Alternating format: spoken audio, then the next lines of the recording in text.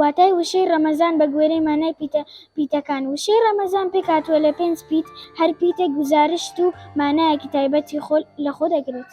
معنى كلمة رمضان حسب معنى الأحرف تتكون كلمة رمضان من 5 أحرف، لكل حرف منها معنى خاص.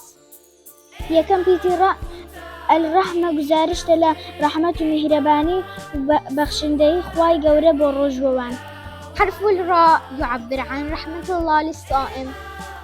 دووەم پیتی میم گزارشتە لە میغفەرە لێخۆشبوون، واتە مانگی ڕەمەزان مانگی لێخۆشبوون و لێبوردەیی خوای گەورەی لە گوناحی ڕۆژوەوان.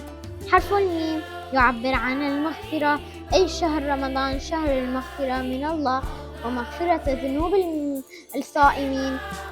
سێ پیتی دا گزارشتە لە زەمانە جەنە، گرنگتیە بۆ ڕۆژوەوان و بەدەستهێنانی کلیلی چوونە بەهەشت. حرف الضاد يعبر عن ضمان الحياة، وهو ضمان الصائم لحصول على مفتاح دخول الجنة.